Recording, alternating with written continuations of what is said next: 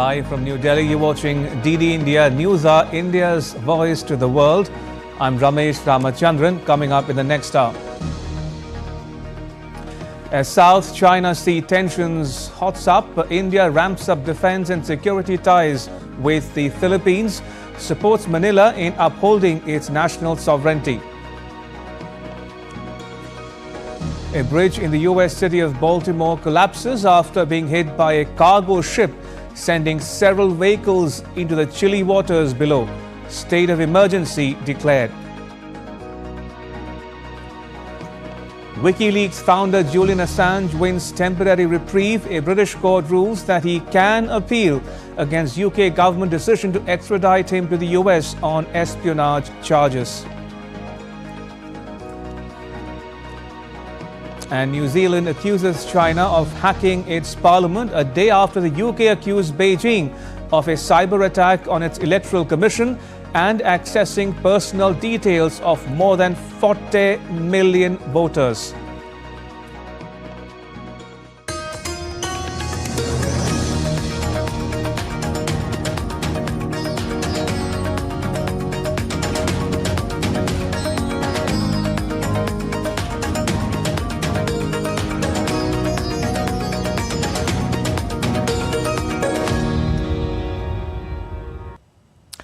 India says that it supports the Philippines upholding its sovereignty and hopes to find new areas of cooperation such as defense and security.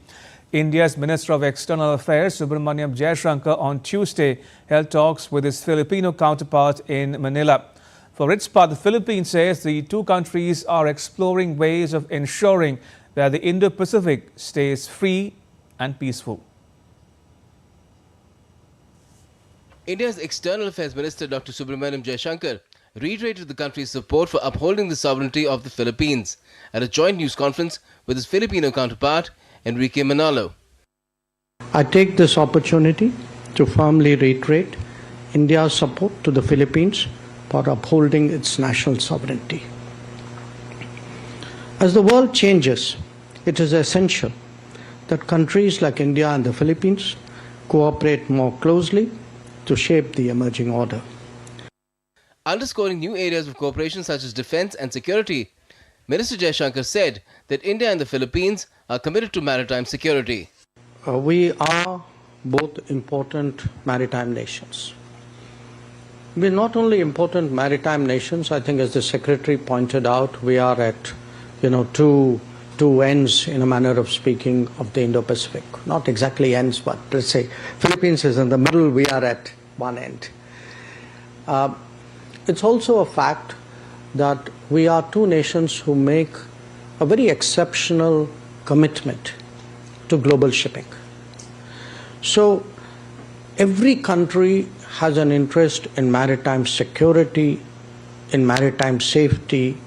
Probably it is more than many other countries normally would have.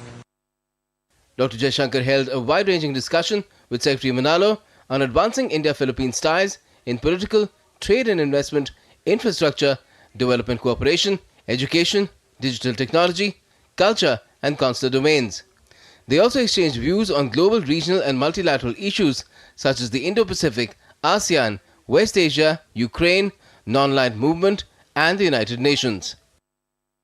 The Indian minister also called on President Ferdinand Marcos Jr. He said on X, and I quote, "Honored to call on President Marcos of the Philippines, conveyed the personal greetings of President Draupadi Murmu of India and Prime Minister Narendra Modi, valued his warm sentiments towards the India-Philippines partnership. His guidance for taking it to new areas will strengthen collaboration between the two democracies," unquote. The Indian minister also visited the Indian Coast Guard ship Samudra Peheredar during his port call to Manila. He said that his visit and the ship's presence signify the deepening India-Philippines relations. He also said that India's Act East policy and Indo-Pacific vision will continue giving the bilateral relationship a more contemporary form. The Indian minister will next travel to Malaysia as part of his tour of the Indo-Pacific. Bureau Report, DD India.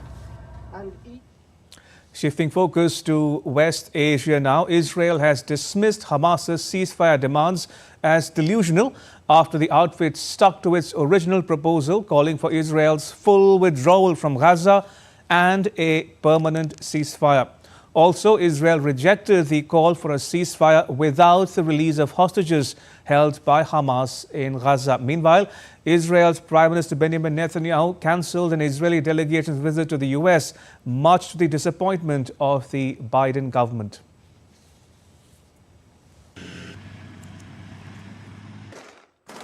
Israel has dismissed Hamas ceasefire demands as delusional after the group said it was sticking to its original proposal, calling for Israel's full withdrawal from the Gaza Strip and a permanent ceasefire. In a statement on Twitter, Prime Minister Benjamin Netanyahu's office said Hamas' unwillingness to back away from its extreme demands show that it is not serious about continuing negotiations. The statement said Israel will continue its military offensive to achieve all its war objectives, including securing the release of Israeli captives still in Gaza and fully dismantling Hamas. However, the White House opposed the move and said a major ground operation in Rafah is not the right course of action. We don't believe that a major ground operation in Rafah is the right course of action, particularly when you have 1.5 million people there seeking refuge and no conceived plan, no verifiable plan to take care of them. The US abstention on Monday's vote allowed the latest resolution on Gaza to pass when the other 14 members of the 15-member council voted in favor. Expressing strong displeasure on the resolution, Israeli residents termed it horrifying, and families of hostages said their loved ones should be released before a ceasefire in the Palestinian enclave. I believe the UN resolution is horrifying. As a Jew, as an American, and as an Israeli, you're giving free cards to a Hamas a terrorist organization, and the world is abandoning Jews once again. It can't be a ceasefire without bringing them home. It's not possible. First bring them home, and then will be a ceasefire. This is the most logic thing that we can do. Israel's Minister of Defense, Yoav Gallant, who is on a visit to Washington, rejected the call for a ceasefire without the release of hostages held in Gaza. We have no moral right to stop the war. While there are still hostages held in Gaza, the lack of a decisive victory in Gaza may bring us closer to a war in the north. We will operate against Hamas everywhere, including in places where we have not been yet. Meanwhile, Israeli PM Benjamin Netanyahu officially cancelled an Israeli delegation's visit to the White House this week. Reacting to it, the White House said it was very disappointed by Israel PM's decision. On the other hand, Qatar made it clear that UN resolution calling for an immediate ceasefire will not have any impact on the ongoing talks in Doha to resolve the crisis. Raghav Kumar Jha, DD India. Meanwhile, Houthi militants in Yemen say that they had mounted 6 attacks on ships with drones and missiles in the last 72 hours in the Gulf of Aden and Red Sea. In a statement, the Houthi military spokesperson Yahya Sarria says the group attacked the Maersk Saratoga, APL Detroit and the Huangpu after identifying them as either US or British, in addition to the Pretty Lady, which they claim was going to Israel. The Houthis, who are in control of Yemen's capital and most populous areas, have disrupted international shipping in the Red Sea since November. In retaliation, the US and Britain have indulged in strikes since last month. Moving on, a 2.57-kilometer-long bridge collapsed in the US port city of Baltimore in the early hours of Tuesday after being struck by a cargo ship. Rescuers started looking for people who plunged into the chilly waters of the Patapsco River. According to Baltimore City Fire Department, as many as 20 people fell into the river along with numerous vehicles. 2 people have been rescued so far. A fire department spokesperson called it a mass casualty multi-agency event and said that the rescue operation could extend for many days. A live video posted on YouTube showed the ship hitting the bridge, after which major portions of the bridge collapsed into the river. According to a statement issued from the company, all crew members, including the 2 pilots, have been accounted for, and there are no reports of any injuries. There's also been no pollution. The registered owner of the Singapore-flagged ship is Grace Ocean Private Limited. This is a unthinkable tragedy. We have to first and foremost pray for all of those who are impacted, those families.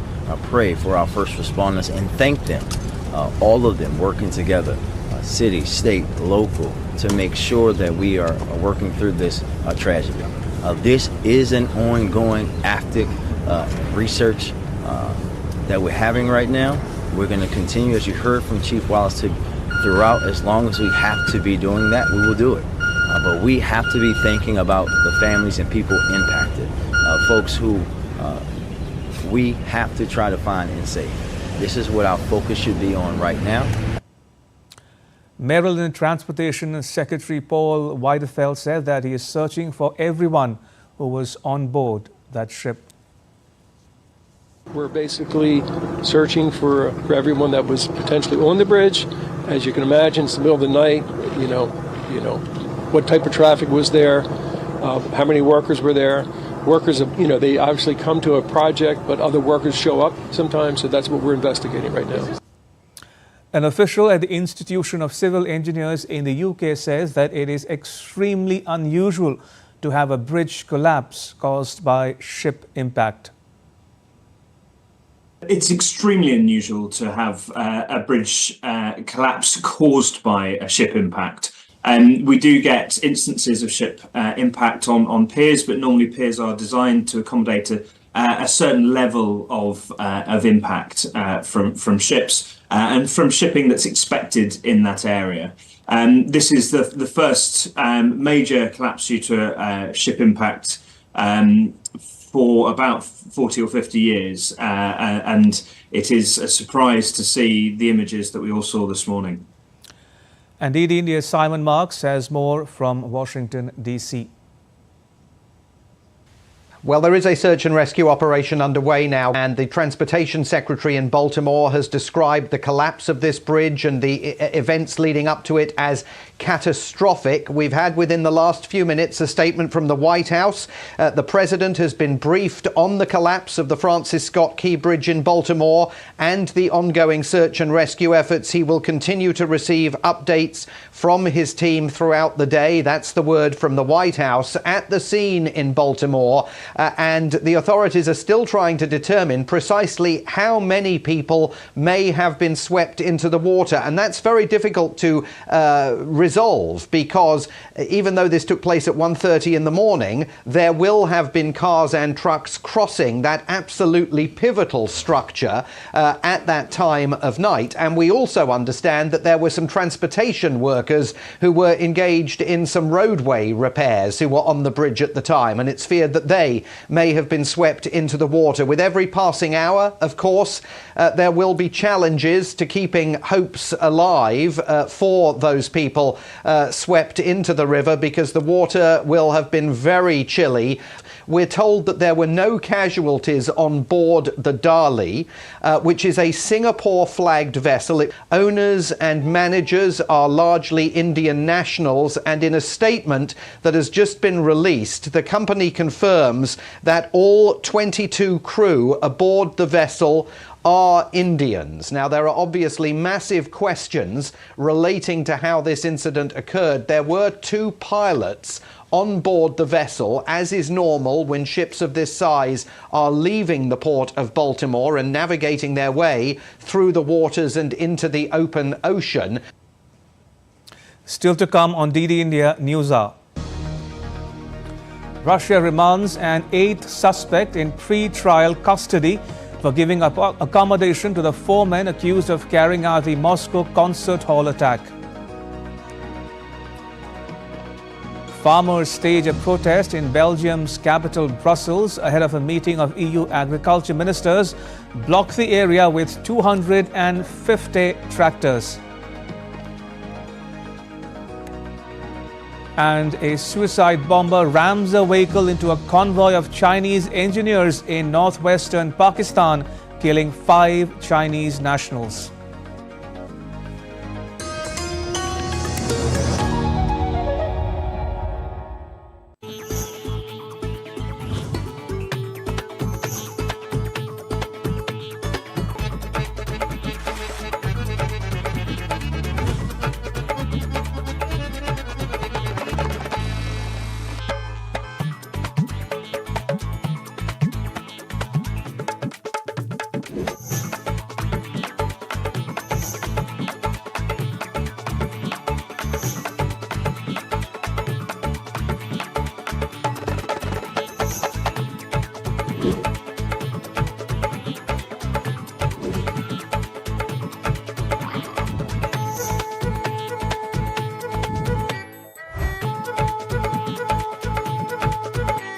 Welcome to Jaipur.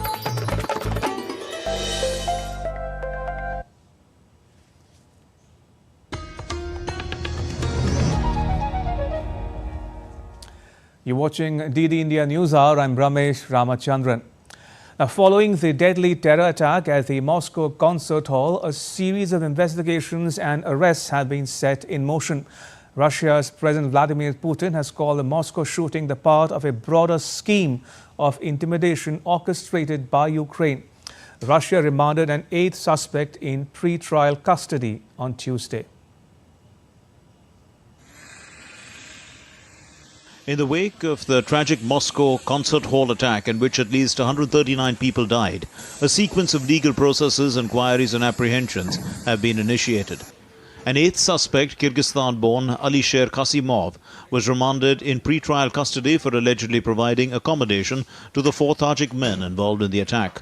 The 4 main suspects were detained on terrorism charges, while 3 others were held on suspicion of complicity.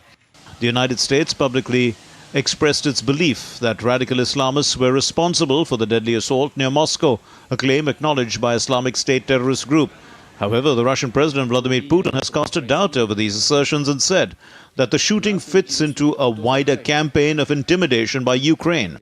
It is absolutely clear that the terrible crime committed on March 22nd in the capital of Russia, this is an act of intimidation, as I already said, and immediately a question arises, who benefits from this?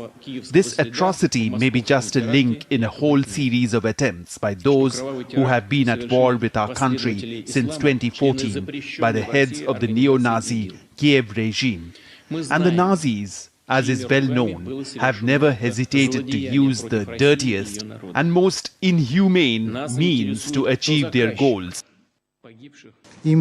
On Monday, the United Nations Security Council held a minute's silence for the victims of the attack. Meanwhile, a significant number of Moscow residents visited blood centers to donate blood, demonstrating their support and solidarity with the victims of Friday's terrorist attack in northwestern Moscow. I'm here to donate blood. I have done it before. I want to help the victims of this tragedy, and I know that blood donations are greatly needed right now. I want to support people to show we are not alone in this tragedy. We are trying to support each other during this time. As many people do it, we are closely interwoven. The Kremlin has emphasized unwavering determination to apprehend and prosecute those responsible for the attack. Russia's Prosecutor General has criticized Friday's incident as a fresh trial for the entire law enforcement apparatus and advocated for the provision of anti-drone defenses to strategic enterprises. Bureau Report, DD India. And Dasha Chernyshova joins us from Moscow. Dasha, how's the investigation coming along? The director of Russia's Federal Security Service says the US, the UK and Ukraine were behind Friday's Moscow concert hall attack. Did the agency back it up with evidence?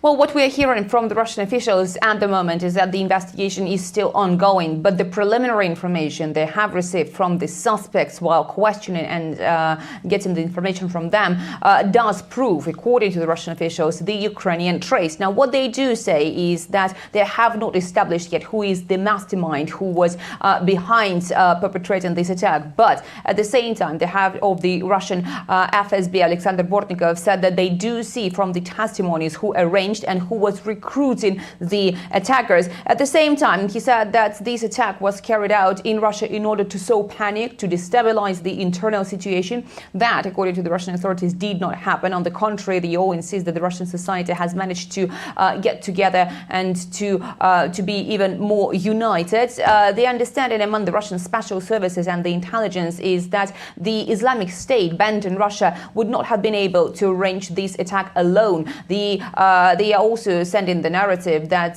the Ukrainian intelligence and the Western countries would have benefited from this act of terrorism, and that's why it is very likely, according to them, that they were hiring those radical Islamists to carry out this attack. So at the moment, we are not getting any evidence other than the very fact that the Russian officials insist that these terrorists were trying to escape to Ukraine, where the so-called opening or window in the border has been created for them, and saying that they were expected and waited for on the other side of the border in the Russian Bryansk region.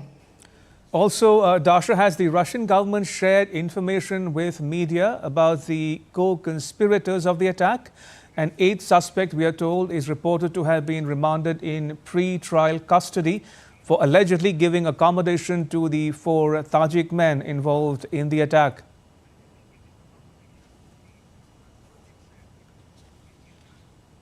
Well, that's right. We understand that the circle of the accomplices will be growing even further. To this moment, we have heard about 11 men being arrested, being detained. Not all of them have been arrested to this moment.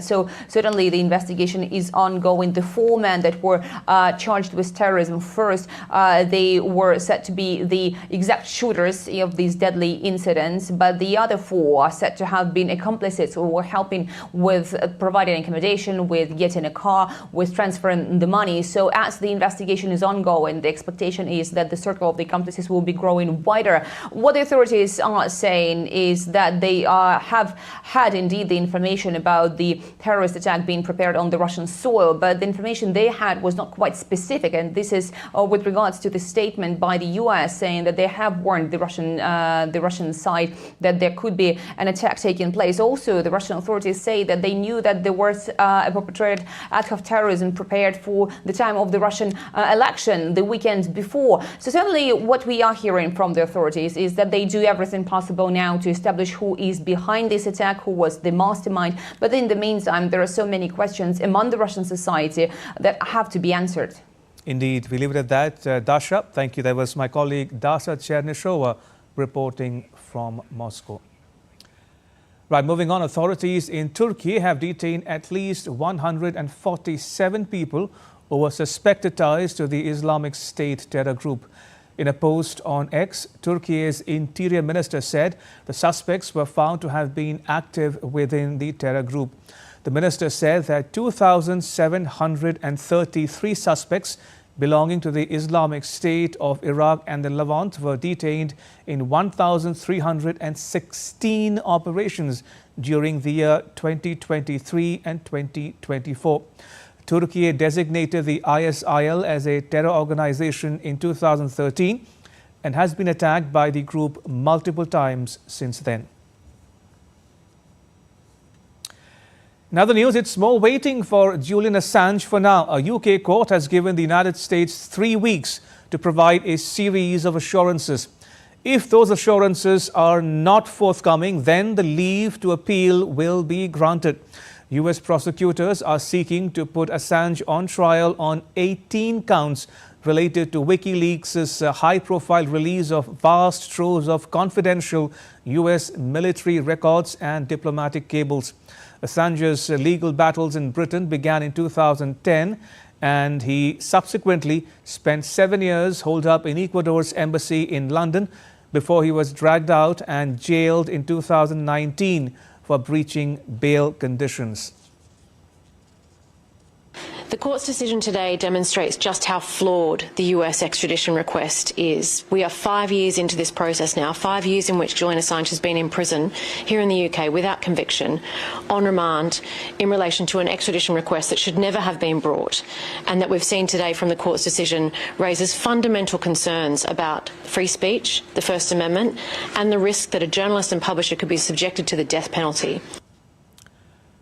Meanwhile, Julian Assange's wife, Stella, said that she was astounded by the London High Court ruling that puts the WikiLeaks founder's extradition to the US on hold. Take a listen. I wouldn't say relieved because I'm frankly a bit astounded by the decision. The courts have rightly identified that Julian is exposed to the death penalty and that his freedom of expression and free press issues are at the heart of this are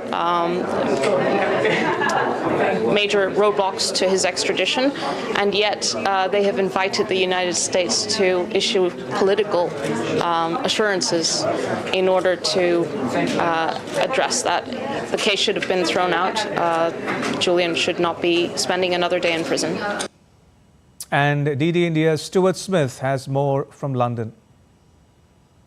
The two High Court judges making this decision have already spent weeks deliberating, but it seems there was more information, or at least more certainty they needed from the United States in order to decide whether an extradition can go ahead or not. They are looking specifically for three pieces of information, three assurances from the United States. First of all, that if Julian Assange is extradited, then he can experience a fair hearing under the First Amendment to the US Constitution, the one that guarantees freedom of speech. Secondly, that his nationality, his Australian nationality, will not prejudice that hearing. And thirdly, that he will not be sentenced to death if convicted. Now, the US has 3 weeks to respond to that. If they don't respond, then the default position is Julian Assange will be entitled to that full hearing. A process that's already gone on for more than a decade could continue, and that's why this is being considered a partial victory for Julian Assange, because he is not being deported outright. But if the High Court here in London believes that those three assurances are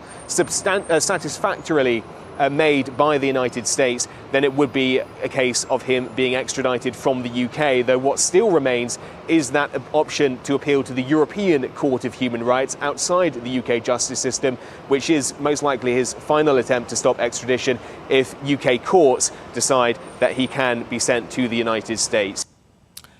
And staying in Europe, France, along with a group of other EU countries in Brussels, said that they are pushing for greater curbs on imports of food products from Ukraine to prevent the destabilization of the EU agricultural market.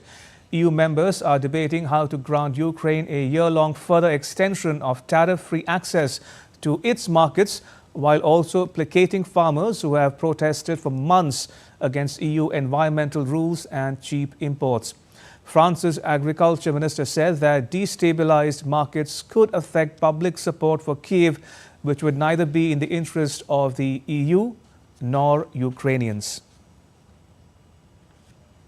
We are also helping Ukraine on economic issues, in particular the agriculture question, since Ukrainian farming is powerful. But this must not unbalance the market, because if we lose the support of public opinion and if we lose our European agriculture, neither the Ukrainians nor Europe have any interest in it.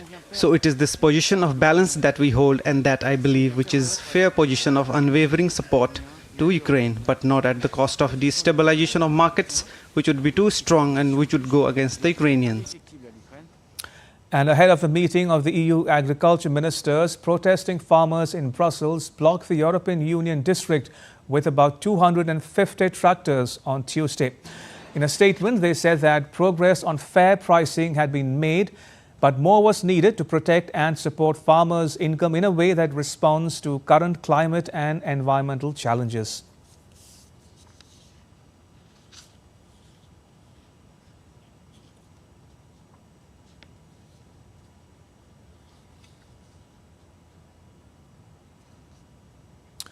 All right, going back to our top story, the Baltimore bridge collapse. The governor of the state of Maryland is now publicly praising the Indian crew aboard the ship for raising the alarm and quote-unquote saving lives.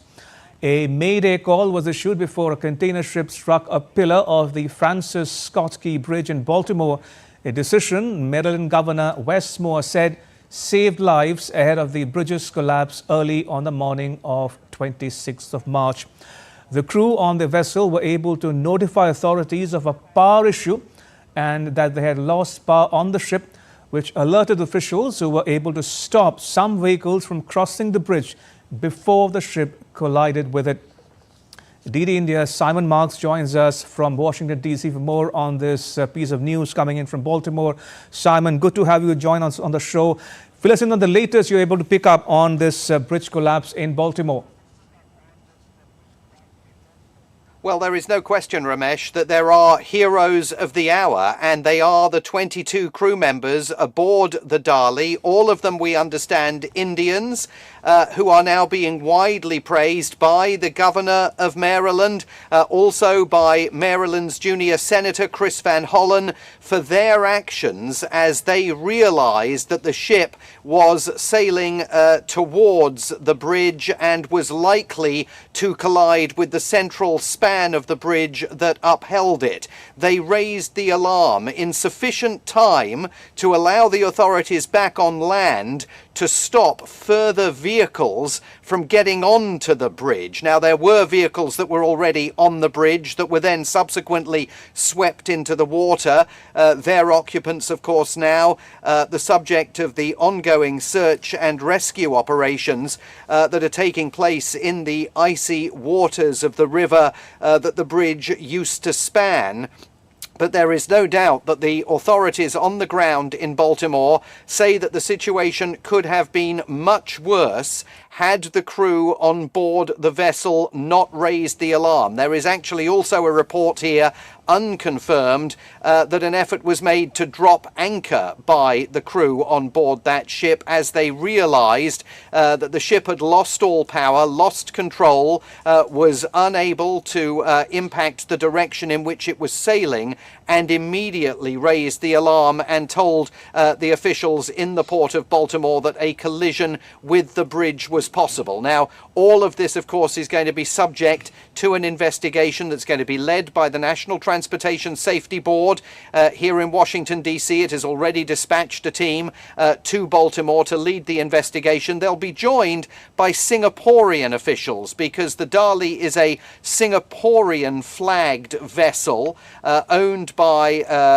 a company based in Singapore that is managed and owned by, we understand, Indians, and that explains why the crew on board the vessel was Indian. But there is no question at all that the authorities in Baltimore absolutely praising the reactions of that crew on board the Dali and indicating that their actions saved lives as they realized that a collision between the vessel and the bridge was possible. Simon, do stay on. I want to remind our viewers of the news you just shared. I want to emphasize again for the benefit of viewers tuning in, the crew on the vessel, as Simon was reporting, were able to notify authorities of a power issue and that they had lost power on the ship, which alerted officials who were able to stop some vehicles from crossing the bridge before the ship collided with it. And the governor of Maryland state is now publicly praising the Indian crew aboard the ship for raising the alarm and quote-unquote saving lives. Simon, how are the rescue operations coming along? Any casualty?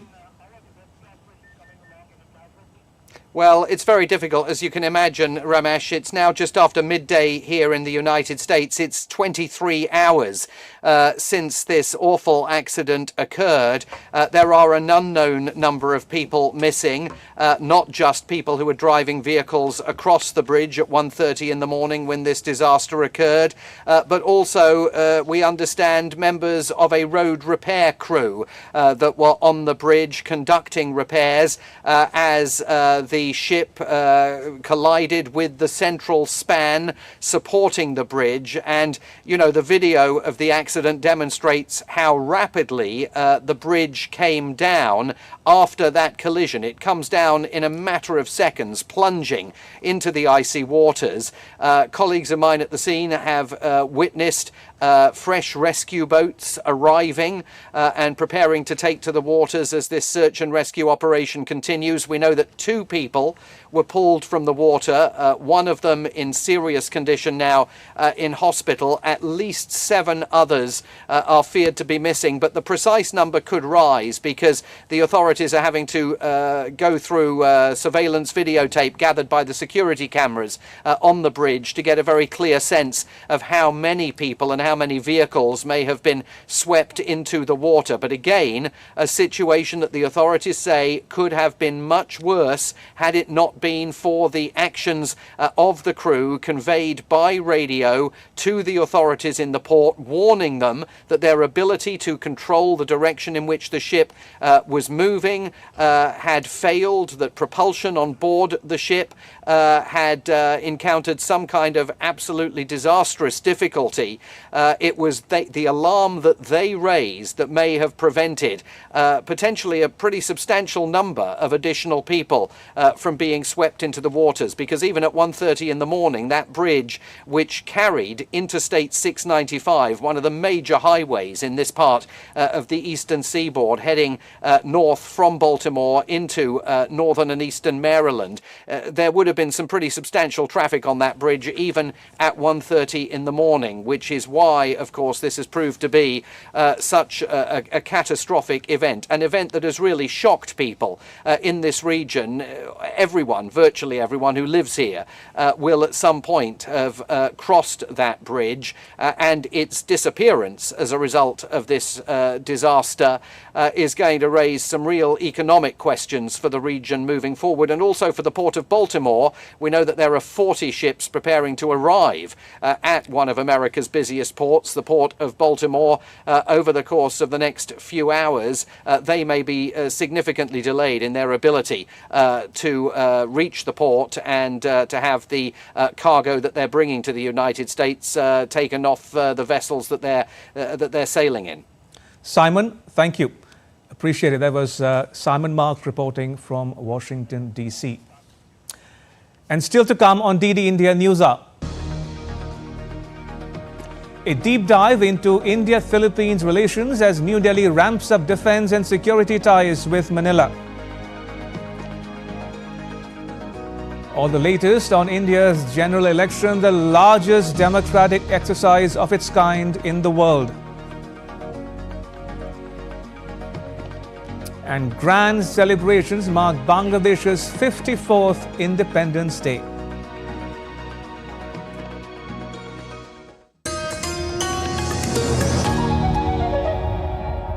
That never stops, where information shapes our reality. One app stands out, helps you stay ahead of time.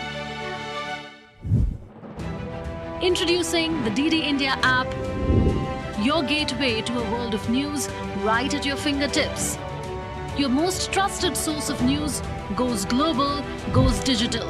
Explore a world of options, top stories, live updates, in-depth analysis, and more. Stay informed wherever you are. Real-time alerts keep you ahead of the curve always. The DD India app, connecting you to the world, one story at a time. Download now and explore the world of knowledge, insights, and authentic information.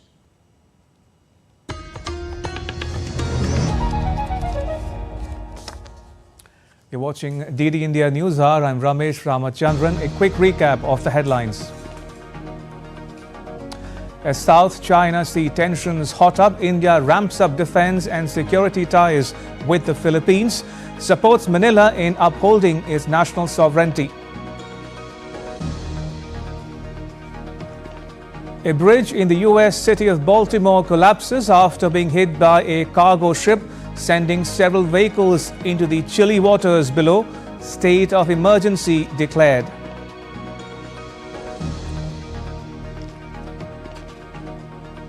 And New Zealand accuses China of hacking its parliament a day after the UK accused Beijing of a cyber attack on its electoral commission and accessing personal details of more than 40 million voters.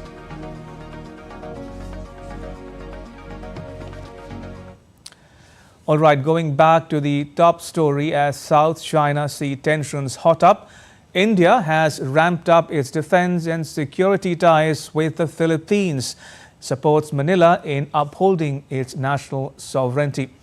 Mr. Skand Thayal joins us from New Delhi. Mr. Thayal is a former Indian ambassador to South Korea and Uzbekistan. Ambassador Thayal, welcome to DD India News Hour. First up, how would you describe India's relations with the Philippines in general and defense ties in particular? We are given to understand that India would supply the BrahMos missiles to the Philippines. It will be the first time India is exporting the missile to a foreign country. India's relations with all the members of ASEAN have been very close, very of long duration. And with Philippines also, they have been growing. There have been exchanges also at the military level. And this, of course, the BrahMos missile deal was a game changer.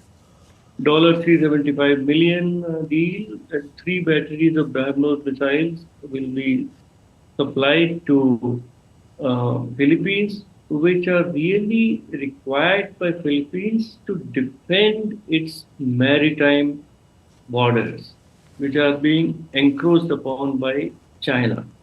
These are cruise missiles, and they can hit the Chinese ships if they come to endanger the sovereignty of Philippines.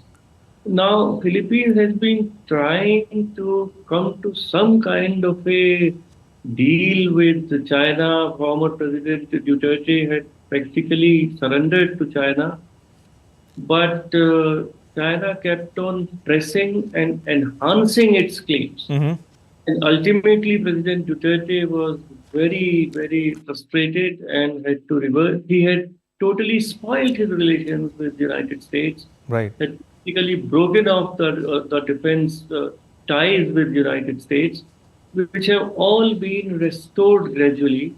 And United States has repeatedly said that security of Philippines is a guarantee given by United States. They have a security alliance. Right. It is not like Taiwan or where there is no specific security alliance. But the issue here is that India's role really is limited in South China Sea. We can certainly do whatever we can to bolster the defenses of Philippines by way of training, by way of BrahMos or more batteries or more missiles. We have all kinds of other missile systems. And that is where I see more cooperation between India and Philippines. Fair enough. Ambassador Thayal, now India's Minister of External Affairs, Subramaniam Jaishankar, held extensive talks with its Filipino interlocutors in Manila. What are India's stakes in the Indo-Pacific, especially the contested waters around the Philippines? And also, what are the implications of the South China Sea dispute on India's Act East and Indo-Pacific policies? The entire peace and stability of the entire Indo-Pacific region is under threat because the status quo, which had kept all that area tranquil for decades after the Vietnam War, is being disturbed unilaterally and again in different regions by China. Whether it is our Galwan, whether it is South China Sea, whether it is Taiwan, China is bearing its fangs. And something which was earlier established, since 1999, the Philippines, that ship is there in Philippines maritime zone, where there's a Philippine ship which has some soldiers, about 20 soldiers, and which has been regularly supplied by Philippines ports for the upkeep and change of those soldiers since 1999.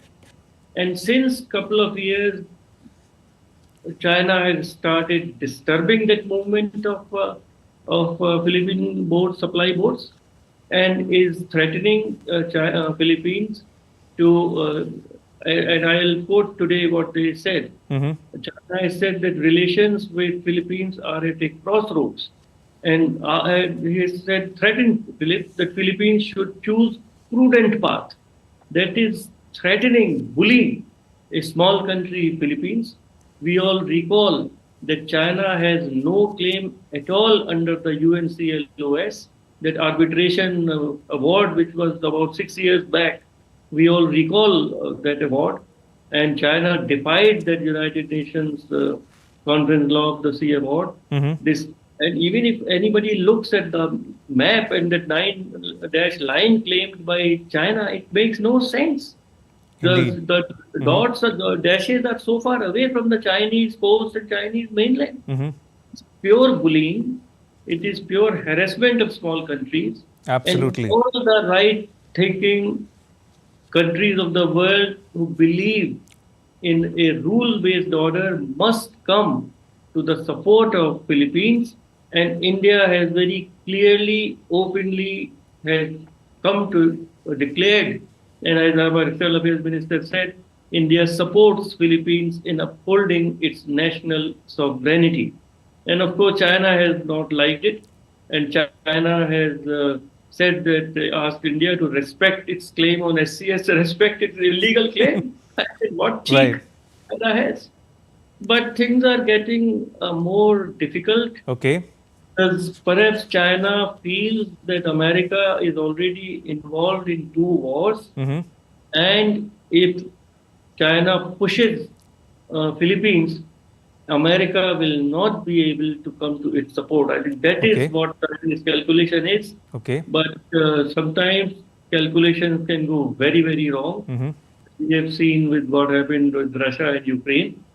So let us hope that better counsel prevails. But the way China is behaving as an aggressive bully in the entire region, I am rather pessimistic. Ambassador Thayal, according to some commentators, India has historically taken a somewhat neutral position on the South China Sea disputes, but some others say that a noticeable change is emerging in New Delhi's stance. How do you look at it? I would agree with that perception. I think earlier statements have always been to resolve peacefully and this and that. But the code of conduct for the South China Sea, which was to be negotiated between ASEAN and China, China has made sure that there is absolutely no progress. And during that time, to 2012 onwards, it kept on changing the status quo, kept on building new islets into islands and creating capacity for landing strips, landing strips, boat jetties and docks, and it has totally changed the scenario.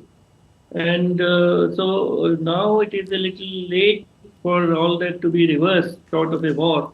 But at least no further expansion should be allowed by China. And there must be a pushback, a very strong pushback from all the members of ASEAN, all the members of Indo-Pacific and the entire world. Ambassador Thayal, we've discussed about India-Philippines ties and India's stakes in the region and beyond. I want us to focus, if you will, on Philippines-China ties. Let me put it into its proper context for our viewers. The Philippines is just one of many countries in China's neighborhood that are bearing the brunt of Chinese expansionism, coercion, confrontation and belligerence. India has seen it in Galwan and other locations along the line of actual control that separates it from China. Now the Philippines is seeing it in the West Philippine Sea. Have the China-Philippines tensions reached a tipping point? They are certainly at, China has called it, they are at a crossroads. So because they were used to a very servile President Duterte, and he was just not challenging China at all, and he also thought that perhaps status quo will be maintained. The way China kept on expanding its bases and its islands and all the creeping possession of more and more creeping into the Philippines EEZ, he was disappointed. And the new president, the present, he is very clear-eyed about China, and he has made statements, very clear statements, and that Philippines will stand by its territorial integrity and sovereignty, and that Filipino boats are also trying again and again to send supplies to this small contingent of Filipino troops on this abandoned ship, but which is on a atoll, but which is within Filipino EEZ, but which illegally China claims. So if China and today's or yesterday's water cannon attack by Chinese Coast Guard ships on Filipino supply boats has injured the Filipino crew and damaged the boat. So we'll see whether Philippines is able to supply that contingent by some other means. But it's very difficult situation at present. And I hope that Philippines does not give in, because if it gives in one to the Chinese bullying, then their entire claim, they will make it a reality that the Philippines will leave that area and will never be able to reclaim their own territory. So they must make a stand. And the entire world, and most specifically the United States, must stay at the back of Philippines. Ambassador Thayil, pleasure as always to talk to you. Thank you for your time. Much appreciated. Thank you. And in more news from the Indo-Pacific, the New Zealand government has said that it had raised concerns with China about its involvement in a state-sponsored cyber hack on the country's parliament in 2021, which was uncovered by the country's intelligence services. New Zealand's foreign minister put out a statement saying that foreign interference of this nature is unacceptable, and it has urged China to refrain from such activity in future. Now, this comes as Britain and the US accuse China of a wide-sweeping cyber espionage campaign.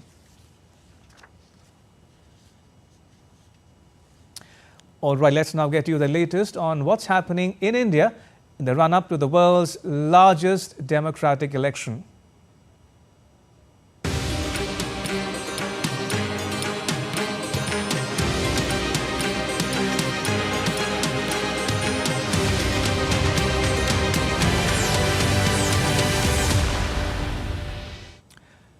As the first phase of Lok Sabha elections are just less than a month away, campaigning and nomination filing has gathered momentum in the midst of controversies notwithstanding.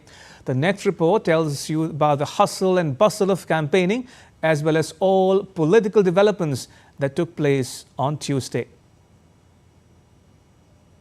Nominations for the first phase of polling in 102 seats for the 18th Lok Sabha to be held on 19th April has gathered momentum. Congress, BJP as well as several other parties are leaving no stone unturned by organizing roadshows and filing nominations for their candidates. India's minister and BJP candidate from Dibrugarh, Sarbananda Sonowal, filed his nominations, while another Indian minister, Kiren Rijiju, filed his nomination from the Arunachal West Lok Sabha seat.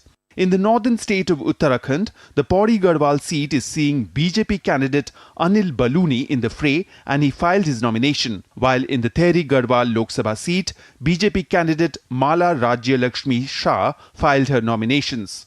Apart from the BJP, Congress and opposition parties are also not far behind when it comes to filing nominations. Congress candidate Nakul Nath filed his nomination from the Chhindwara seat of Madhya Pradesh, while Congress candidate Gaurav Gogoi filed his nomination from Jorhat seat of Assam, while DMK MP Kanimoi filed her nomination from Thoothukudi Lok Sabha seat. While controversies continue to surround the general elections, Congress is itself trapped for one of its spokespersons commenting on Kangana Ranaut in a very derogatory manner.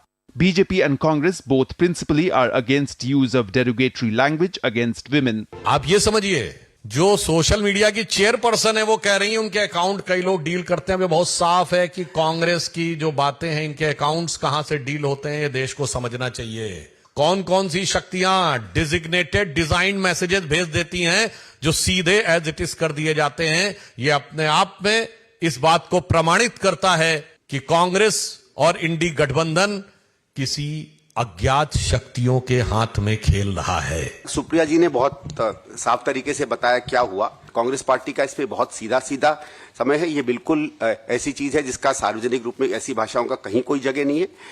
Supriya जी ने खुद कहा है कि जिससे भी हुआ है वो गलती हुई है। उन्होंने एक्सप्लेन भी किया। मेरे ख्याल से वहीं हमको मैटर रखना चाहिए। Kangana Ranaut met BJP President JP Nadda in New Delhi and officially joining BJP.